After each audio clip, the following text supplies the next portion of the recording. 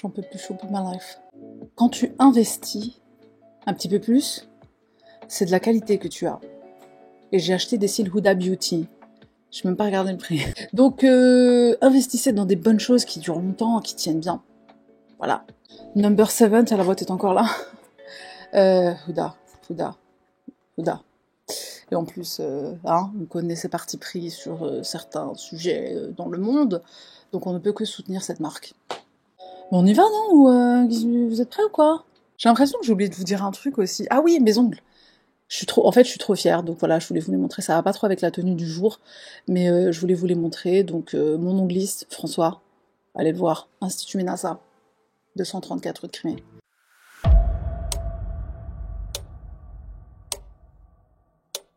Un homme de 41 ans de la Californie est accusé d'avoir décapité ses parents ainsi que leur chien. Brandon Gerdville fait face à 2 chefs d'accusation pour les meurtres d'Antoinette Gerdville, 79 ans, et de son époux Ronald Gerdville, 77 ans, retrouvés morts dans leur maison mobile dans la ville de San Juan Capistrano, en Californie, le 9 juillet dernier. Les policiers ont été appelés sur les lieux pour une dispute familiale, mais ont découvert à leur arrivée les corps des 2 aînés mutilés. Le chien familial avait lui aussi été décapité, tout le monde y est passé. Peu de temps après, les autorités ont été avisées qu'un homme couvert de sang courait après un employé responsable de l'entretien du parc de maisons mobiles, de caravanes, où le drame avait eu lieu. Il courait après pourquoi? Vient faire le ménage à la maison? Vient nettoyer derrière moi? Le suspect aurait volé la voiturette de golf du travailleur afin de tenter de s'enfuir. Les forces de l'ordre n'ont pas mis beaucoup de temps à retrouver le véhicule près d'une piste cyclable. Ils ont tiré plusieurs coups de feu en direction de Brandon qui refusait de se rendre. Ce dernier a été atteint par plusieurs projectiles et a été transporté à l'hôpital où il est dans un état stable. Brandon, toujours hospitalisé, sera formellement accusé lorsque sa santé le permettra. Des voisins m'ont raconté à Fox que Brandon s'était disputé avec son père la veille du drame et qu'il l'avait particulièrement fâché. Ouais, mais pourquoi? Un autre résident du secteur a affirmé que l'homme de 41 ans avait des problèmes de consommation de drogue. D'accord, ceci explique cela. Il y a quelqu'un qui a dit plus haut, peut-être qu'il a été expulsé de chez lui. Peut-être que les parents l'ont viré. C'est possible, hein. Peut-être qu'il voulait pas partir.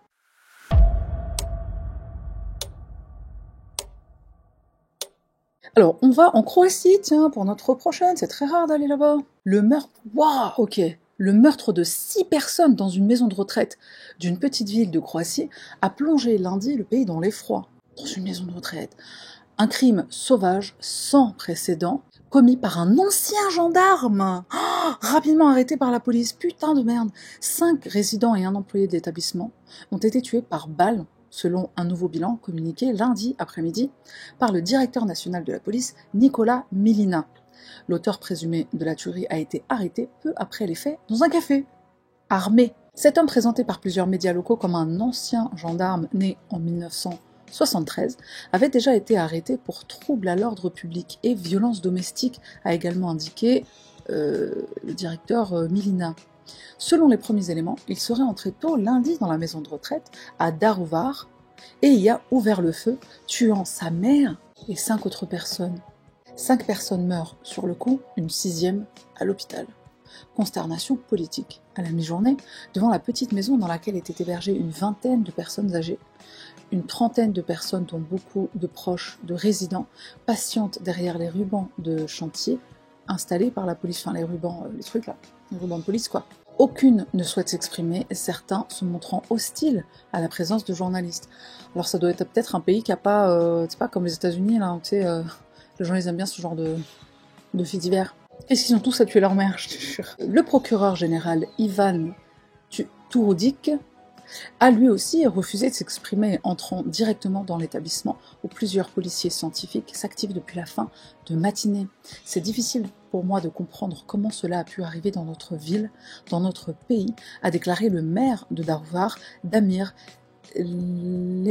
Lenisek, à la chaîne de télévision régionale N1, en soulignant que tous les habitants étaient en état de choc. Quel est l'élément déclencheur? C'est difficile à dire, cela sera déterminé par l'enquête, a-t-il ajouté. Il s'agit de l'une des pires tueries de masse commises dans ce pays de 3,8 millions d'habitants. C'est tout petit en vérité.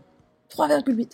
Nous sommes effarés par le meurtre de 5 personnes dans la maison de retraite de Daruvar, a réagi le Premier ministre Andrei Plenković sur X en présentant ses condoléances aux familles des victimes. J'attends des autorités compétentes qu'elles établissent toutes les circonstances de ce terrible crime, a ajouté M. Plenković, qui devrait s'exprimer plus tard dans la journée. Le crime sauvage et sans précédent commis à Daruvar m'a bouleversé, a écrit le président croate Zoran Milanović sur Facebook.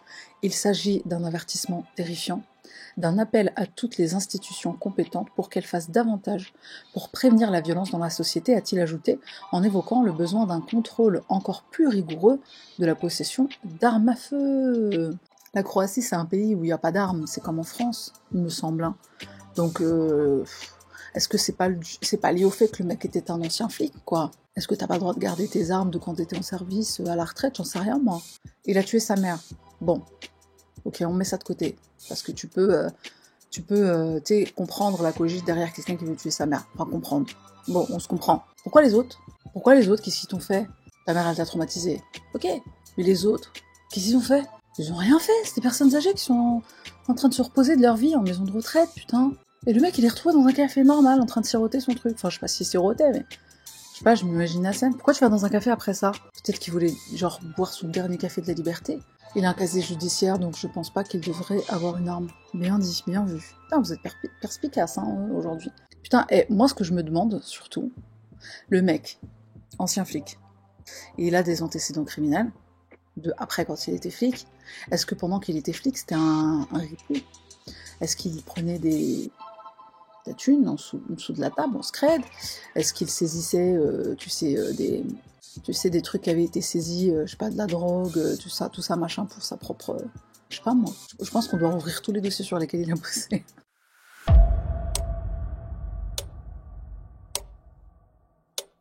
Une femme de Chicago a été condamnée à 58 ans de prison après avoir été reconnue coupable d'avoir tué et démembré sa propriétaire. Selon le Chicago Tribune, la juge du comté de Cook, Ursula Walowski, a condamné Sandra Kolalu le mercredi 10 juillet, près de 3 mois après qu'elle ait été reconnue coupable de meurtre au premier degré pour la mort en octobre 2022 de Frances Walker, une dame âgée de 69 ans.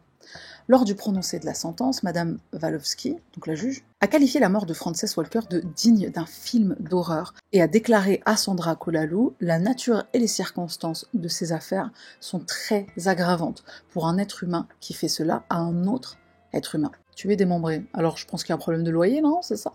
Purée, démembré, faut vraiment... Mais est-ce qu'elle n'était pas sous effet de quelque chose, hein, parce que les substances, ça aide aussi. Hein. Walowski, la juge, donc, a condamné Sandra à 50 ans de prison pour le meurtre, à 6 ans pour le démembrement et à 2 ans pour l'usurpation d'identité aggravée, d'après les médias.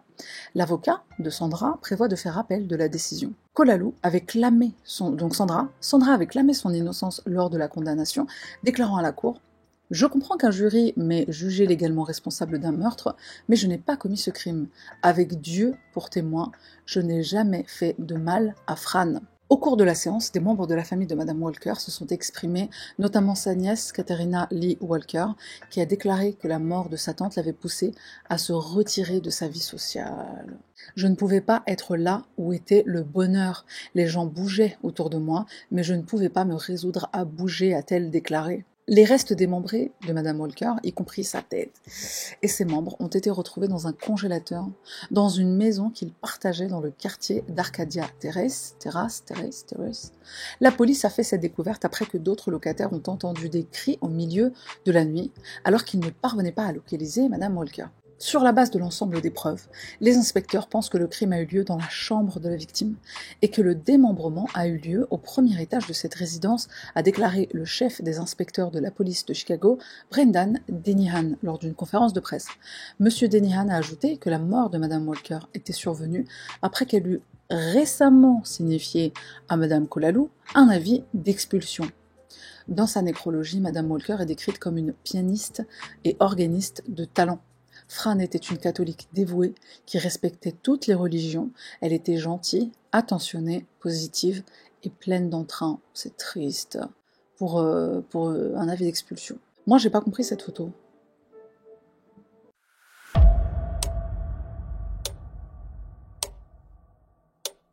Un tueur en série chinois, exécuté en 2019, 9 mois après sa condamnation à mort par le tribunal de la ville de Bayin, dans la province de Gansu, au nord-ouest du pays, et la confirmation, il manque un verbe, et la confirmation de sa peine par la Cour suprême. La condamnation, elle est assez récente, je trouve, 9 mois. Au bout de 9 mois, alors par contre, un chien ne rigole pas avec la peine de mort. Hein. T'es condamné à mort, genre dans les mois suivants, c'est terminé pour toi. C'est pas comme aux States où tu peux rester pendant 20 ans, 30 ans dans le couloir de la mort, ne plie même pas bagage, hein, va en prison comme ça, hein, sans vêtements, c'est pas la peine. Surnommé le Jack l'éventreur chinois, Gao Chengyang, 54 ans, avait assassiné 11 femmes et fillettes entre 1988 et 2002. Putain, il a sévi sur très longtemps. Hein. L'homme s'en prenait à des jeunes femmes souvent vêtues de rouge, comme le tueur en série en Corée là, les suivant jusque chez elles pour les violer et les tuer, souvent en les égorgeant. Sur plusieurs d'entre elles, il avait ôté des parties du corps. Sa plus jeune victime avait 8 ans. Oh, quel chacal. Ce mode opératoire lui avait valu d'être surnommé Jack l'éventreur chinois par plusieurs médias du pays, en référence aux meurtriers de l'Est de Londres à la fin du XIXe siècle, qui prélevaient des organes dans l'abdomen des prostituées qu'il prenait pour cible. Identifié grâce à l'ADN d'un proche. Il a fallu des années pour arrêter Gao Chengyang. L'enquête policière avait longtemps piétiné dans le Gansu et la province autonome de Mongolie intérieure. En 2004, la police avait fait le lien entre les différents meurtres et offert une forte récompense pour toute information en vain. Putain, c'est lui là? Ah ouais, d'accord, il a perdu le... Ouais bah non, c'est pas... même sale gueule en fait. Gao Chengyang avait été identifié par hasard une dizaine d'années plus tard. Un membre de sa famille, arrêté pour un délit mineur, avait vu son ADN prélevé par la police. Notant des similitudes avec l'ADN du tueur recherché depuis 28 ans, elle avait ordonné des tests pour des hommes de la famille. Gao, marié et père de 2 enfants, normal, avait été arrêté en 2016 dans la boulangerie qu'il tenait à Bayin. Il a avoué tous ses crimes. Ah! Vous êtes choquette ou vous n'êtes pas choquette? Quand même, il a tué plein de femmes. Hein. Le problème des tueurs en série, c'est qu'il y en a parfois, ils ont tué plus que ce qu'on sait. Et pas tout le temps, mais il y en a parfois, ils ont tué plus que ce qu'on sait. Et le mec, il est marié, il a 2 gosses. C'est un violeur aussi. Donc Jack l'éventreur, mais aussi un petit peu bitiqué. Hein. Après, il les torturait pas, mais si, un viol, c'est de la torture. Il a tué combien de femmes? 11 hein. 11 femmes. Pourquoi c'est toujours nous on trinque, franchement? Pourquoi c'est toujours nous? Les femmes, on est vulnérables, c'est bien sûr, c'est clair, mais c'est la raison pour laquelle on est victime d'autant de choses, de viols, de séquestration, de kidnapping, de...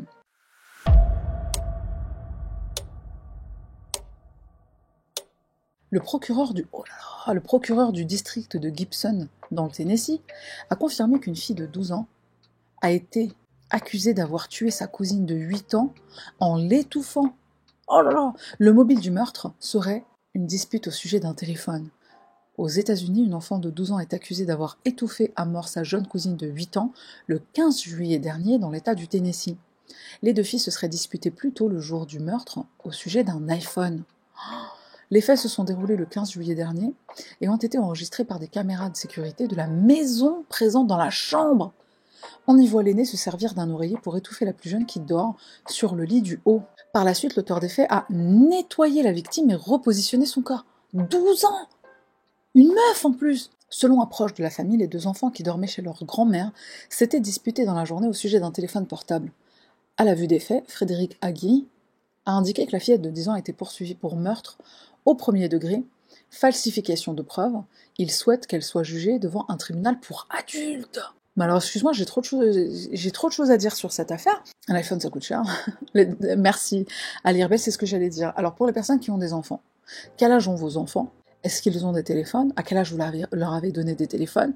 Est-ce que vous contrôlez le temps d'écran? Et quand je dis écran, c'est pas que le téléphone, mais c'est aussi genre la télévision, l'iPad. Elle a nettoyé. C'est ça qui est grave en fait, c'est qu'elle a nettoyé la scène de crime. Elle a remis le corps et tout en mode propre. Je vais essayer de pas me faire griller. Une question qui me... Pourquoi il y a une caméra dans la chambre? Ça sent la grand-mère qui est traumatisée par les abus sexuels qu'il y a pu y avoir dans la famille. Et tu vois, elle veut s'assurer qu'il se passe pas de trucs chelous. Quelque part, elle a raison, mais quelque part, c'est la chambre d'un enfant. Tu sais, t'es dans ta chambre, tu devrais avoir un peu d'intimité, quoi. Même si t'es un enfant, non? Parce que 12 ans, tu devrais avoir de l'intimité quand même à 12 ans, non? Qu'est-ce que vous en pensez? La petite, elle a eu peur des parents, elle a paniqué.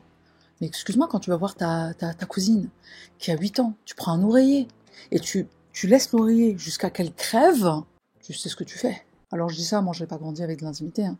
Moi j'avais une sœur dans ma chambre, c'est comme t'avais une caméra, c'est pareil. Une sœur, une caméra, c'est la même chose, t'as pas d'intimité. Moi j'avais mon intimité à 8-9 ans, putain. C'est de quelle origine? Je pense connaître la réponse. Mais après, ça dépend aussi des générations. Parce que les générations d'aujourd'hui, les gens qui ont des enfants aujourd'hui, qui ont peut-être, je sais pas, 10 ans ou moins de 10 ans, nous, les communautés africaines, on va de plus en plus vers un modèle français, en fait, vers un modèle européen, où on a moins d'enfants. Et on n'a pas les mêmes mentalités par rapport à l'éducation des enfants et tout. Je suis française, j'ai 3 sœurs. J'étais dans une chambre avec ma sœur jusqu'à 8 ans, après j'ai eu ma chambre. Moi, j'étais dans la chambre avec ma sœur jusqu'à 25 ans. 22. Et je suis pas française. Mais je trouve que c'est mieux quand même. Le modèle français, en vérité, c'est ce que je disais à Justine. Non, pardon, c'est ce que je disais à mon frère hier. Je disais, le modèle français, en réalité, ça permet de plus t'occuper de tes enfants, quoi. Tu sais, quand t'en as 12, 14, mes parents, moi, ma mère, elle vient d'une fratrie de 14. Hein. Mon père, il vient d'une fratrie de 9. C'est pas facile pour un parent de donner autant d'attention à tous les 9 ou tous les 14. C'est un truc de ouf, 14. Et moi, franchement, avant, je disais toujours que je voulais beaucoup d'enfants. C'est de l'énergie, c'est beaucoup d'argent, en fait, c'est surtout l'énergie émotionnelle, psychologique. C'est l'attention que tu vas leur donner et tout. Vaut mieux avoir moins et pouvoir donner plus de temps. Et aussi penser à soi, parce que c'est une erreur que les anciennes générations, ils ont fait aussi, c'est de pas penser à eux, c'est de se délaisser, surtout les mamans. Franchement, une vraie question. Qu'est-ce que vous pensez de la caméra dans la chambre? Parce que je sais que parmi eux, on a déjà parlé d'abus sexuels, on a déjà parlé d'inceste, on a déjà parlé de... Je sais qu'il y a des personnes qui sont sensibles à ça dans ce public, je sais qu'il y a des personnes qui ont vécu ça, parce que je sais qu'il y en a qui ont partagé. Comment ça, une caméra dans la chambre? Pourquoi il y a une caméra? Alors après, question. Bah parce que j'ai vu ça dans le truc que je vous disais, là, dans l'émission que je vous disais qui est sur HBO, il y a des intrus qui viennent en plein milieu de la nuit et tout. Donc est-ce que c'était pas vraiment par un pur souci de sécurité? Ça se passe dans quelle ville ça? Ça se passe dans le Tennessee. Alors il me semble que c'est des Afro-Américains l'affaire en question. Les Afro-Américains dans le sud des États-Unis, ils sont pas en sécurité. Hein. Ils ne sont pas en sécurité. Personne ne les aime. Le racisme dans le sud, c'est un truc de malade. Donc je me dis, est-ce que c'était pas vraiment purement une question de sécurité? C'est possible aussi. Je pense pas que c'était pour épier les enfants, je pense vraiment que c'était par sécurité.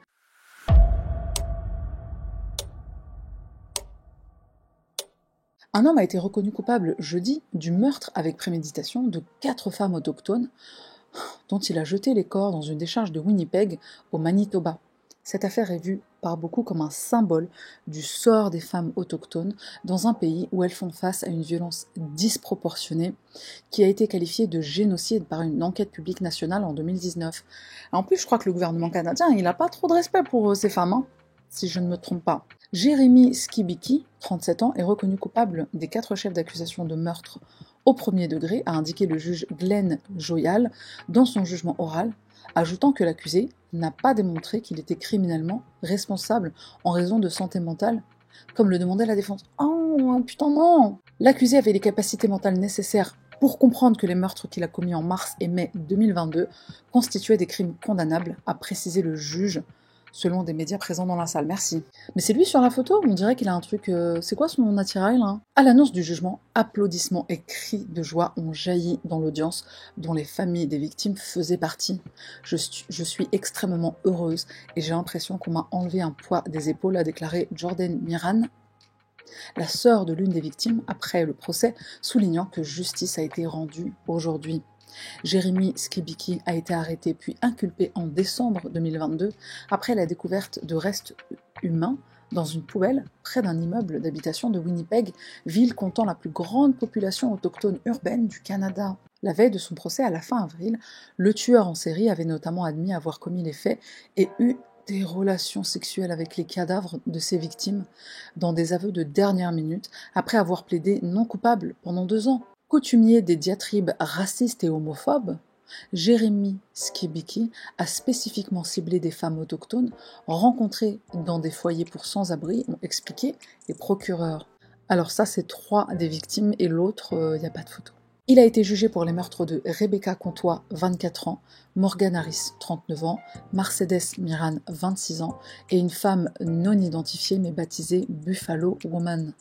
Seul le corps de Rebecca Comtois a été retrouvé et la police estime que 2 autres se trouveraient toujours dans une décharge au nord de la ville. Bah, c'est de la poubelle, on jette comme à la poubelle.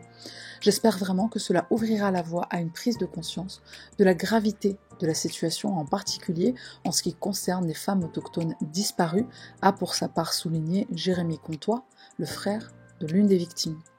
Les femmes autochtones représentent 1/4 des victimes de féminicide au Canada, alors qu'elles constituent moins de 4% de la population féminine, selon les chiffres officiels. Oh, imagine le nombre que ça représente. Personne n'en a rien à foutre d'elle, quoi, mais c'est un truc de malade. Je pense que une des plus grandes questions que je me pose dans ma vie, c'est si l'homme n'avait pas ses désirs de conquête, comment le monde aurait évolué? Chaque pays, en fait, il aurait évolué avec ses cultures, ses traditions, sans les exporter ailleurs, parce qu'ils se croient mieux. Et je me dis, mais ça aurait créé quel monde aujourd'hui? Dans quel monde on aurait vécu aujourd'hui si les autochtones en Amérique, dans tout le continent, ils étaient restés intacts et on les avait pas colonisés? Ce serait pas un truc de ouf? Je rêve de voir l'Amérique non touchée par le colon européen.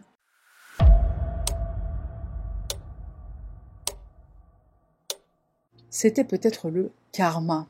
Une vidéo de surveillance choquante a filmé le moment où un jeune voleur en herbe s'est emparé du téléphone portable d'un passant qui ne se doutait de rien et s'est enfui avant d'être stoppé net par un bus.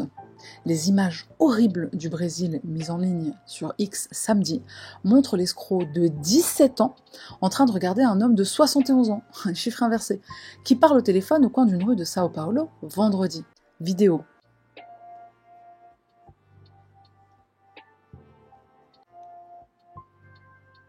Le téléphone lui a coûté cher en effet. Vous êtes des enfoirés, putain, vous êtes contents. 17 ans quand même. Là c'est karma instantané, comme j'en ai rarement vu dans ma vie. Hein. Moi ça me fait de la peine parce qu'il a 17 ans. C'est un vol, il a tué personne. Mais c'était son destin. Après, qu'est-ce que tu veux faire? C'était son destin. L'adolescent s'élance, s'empare du téléphone, puis s'enfuit en laissant la victime stupéfaite sur ses traces. Mais l'adolescent vêtu d'un short, d'un t-shirt noir et d'une casquette de baseball noire est ensuite frappé par un bus municipal et traîné sur plusieurs mètres alors qu'il tentait de traverser la rue en courant. La vidéo macabre est masquée afin de protéger les spectateurs de ce qui est manifestement une issue sanglante pour le voleur. Il a été transporté d'urgence dans un hôpital local où son décès a été constaté. Le karma est réel, a écrit un internaute. Un autre a ajouté « J'espère que le téléphone du vieil homme n'est pas cassé. » C'est des bâtards les gens, putain. Colin Rugg, le copropriétaire de Trending Politics qui a partagé la séquence en ligne, a écrit sur le site que l'adolescent n'a pas suivi 2 règles d'or. 1. Ne pas voler. 2. Regarder des 2 côtés de la rue avant de traverser. Ce ne serait jamais arrivé s'il n'avait pas volé. Je suis d'accord avec toi. Il est seul responsable de sa mort. Hein. C'est quand même cher payé pour un téléphone. Pas de frais pour le jugement. J'avoue, t'as bien dit Stig. La fille de 12 ans qui a tué sa cousine ne mérite pas de jugement adulte, mais un gars de 17 ans qui vole mérite la main. Vous êtes dur hein, quand même aujourd'hui. Hein. Suffisamment grand pour savoir que le vol c'est mal, c'est tout à fait vrai. Mais imagine c'est ton enfant. Imagine si ton enfant il fait une erreur. Les enfants ça fait des erreurs. Les gens qui ont des enfants là dans le public, vos enfants ils ont jamais fait des bêtises. Après ça reste traumatisant pour la victime, c'est vrai, quand t'es quelqu'un qui se fait arracher comme ça ton sac, ton téléphone ou un truc que t'as dans les mains, c'est traumatisant, ça m'est déjà arrivé.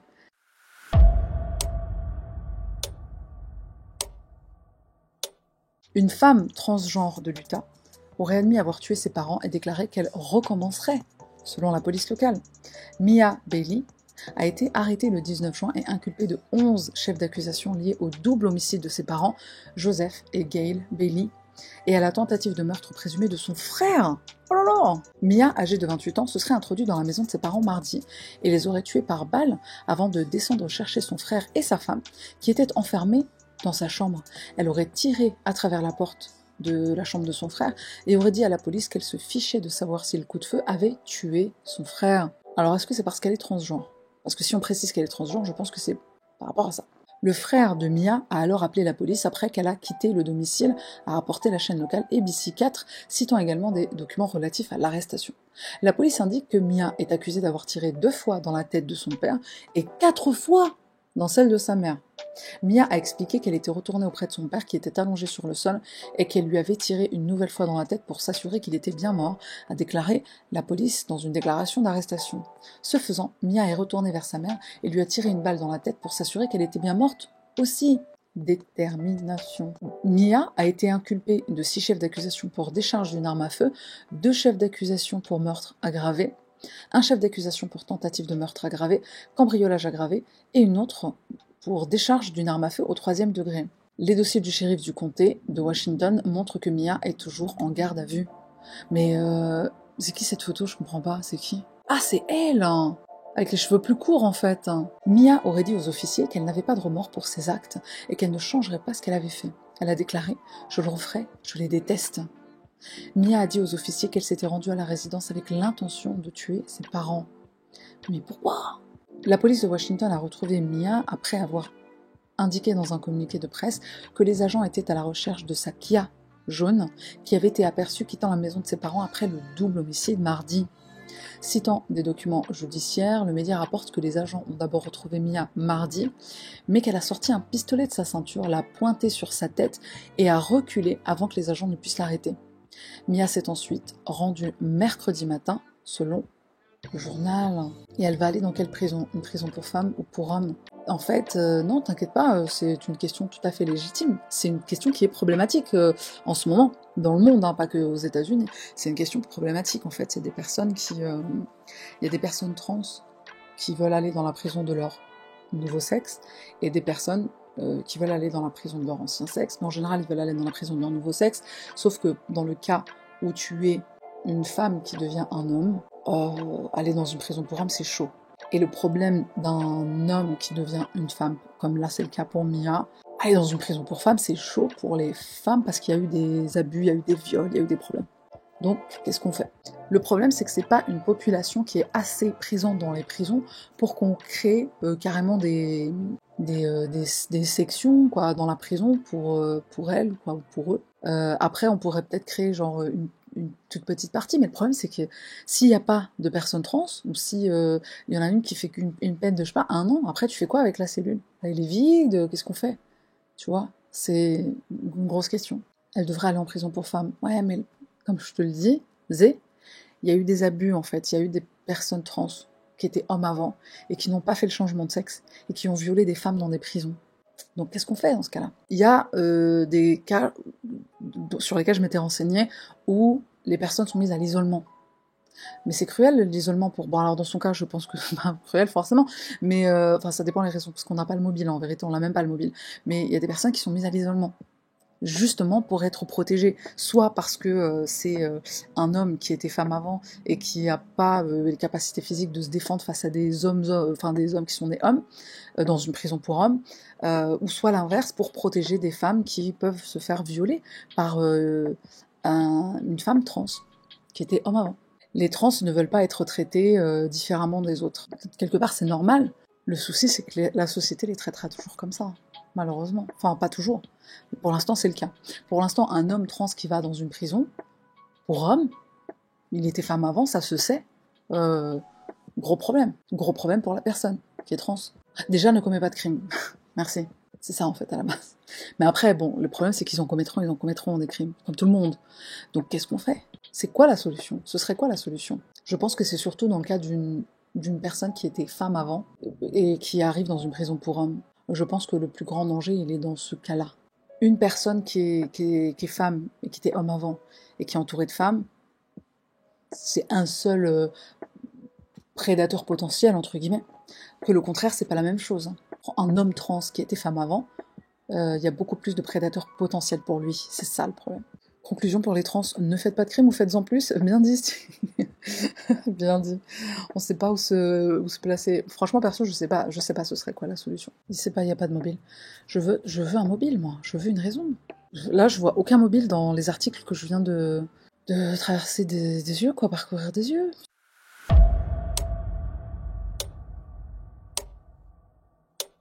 Un cambrioleur a volé une caravane avec un couple endormi à l'intérieur. Oh merde alors! La police de Boulder, au Colorado, a raconté cette histoire sur son compte X. Un couple et son chien endormis dans le véhicule. Il était 3 heures du matin lorsque les 2 occupants se sont réveillés. Le camping-car que leur ami leur avait prêté était en mouvement. Un homme était en train de voler le véhicule attaché à leur caravane en plein milieu de la nuit. Le couple et leur chien sont restés silencieux pour que le voleur ne sache pas qu'ils étaient à l'intérieur et ils ont appelé à l'aide. Oh merde alors. Oh, putain, il y a une vidéo. The truck that you just took had the owners in the back. I didn't take it, sir. Really? So you weren't just driving it? At 3 in the morning? It's the police. Can you open up? Oh merde. Yeah. Ça va, vous allez bien? Ouais, ça va. Là, mais quel criminel de génie, ce mec. Il s'est pas dit qu'ils étaient peut-être dedans? Un délit de fuite. Les officiers ont repéré la voiture en mouvement sur la route. Ils ont alors activé leur sirène, mais sans succès. Le camion ne s'est pas arrêté, il a même accéléré. Le voleur a fini par tourner dans une impasse. Bloqué, il s'est arrêté et les policiers ont pu procéder à son interpellation. Je n'ai pas pris, je ne faisais que conduire le véhicule. C'est ça, ouais. Le suspect avait déjà été reconnu coupable de vol de véhicule. Il avait été arrêté 3 fois dans 3 juridictions différentes, dont celle de Boulder où a eu lieu le vol de ce camping-car. L'homme a été condamné à une peine de prison pour vol, mise en danger, fuite de véhicule, port d'un couteau dissimulé et défaut de comparaître devant un tribunal dans une affaire de vol antérieure.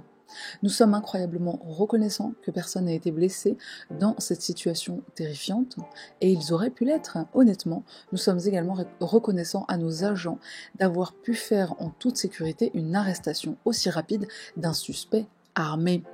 Dans son poste, la police a tenu à rassurer. Les victimes et leurs chiens vont bien, malgré les secousses. Mais qui fait ça? Qui vole une caravane avec des gens dedans? Genre à aucun moment il s'est dit que peut-être il y avait quelqu'un à l'intérieur, en train de dormir, 3 heures du mat. Alors je pense que le mec ne ronflait pas, du coup, parce que si quelqu'un ronfle, tu l'entends quoi. Est-ce que t'aurais peur, toi, de... Tu sais, t'es dans ton camping-car avec ta meuf, ou ton mec, et t'entends le moteur 3 heures du mat. T'es en panique ou pas? Dis la vérité. Dis la vérité. Ils ont bien fait d'appeler les flics en vérité, parce que tu sais pas la personne si elle est armée, si elle ne l'est pas, si elle est capable d'être, tu vois, si elle est tarée, si elle est sous l'influence de quelque chose. En vérité, la meilleure chose à faire, c'est vrai, c'est d'appeler la police, pas d'intervenir soi-même. Les amis, je crois que je vais aller faire à manger. Vous allez manger quoi ce soir? Donnez-moi des idées de bouffe là. Est-ce que ça vous arrive de manger des céréales le soir? Tu sais, t'as la flemme de cuisiner. Ça vous arrive? Merci de votre présence, de votre bonne humeur, de votre méchanceté envers les jeunes de 17 ans qui volent des portables. Merci de votre... comment on appelle ça? De votre amour pour moi, qui est infini et éternel. Mon corps a besoin de se sustenter. On se retrouve dimanche pour un prochain live. Et alors, j'ai une petite mauvaise nouvelle à vous annoncer, mais après, il y a des bonnes aussi qui arrivent. Je vais sûrement bientôt passer à un live par semaine. Désolée, me tapez pas. Bonne soirée, amusez-vous bien, je vous confirme ça bientôt, mais pour l'instant, ça va, on reste sur 2 pour l'instant. Et je vous kiffe. Et achetez du sel citronné, pas du sel citronné, du poivre citronné.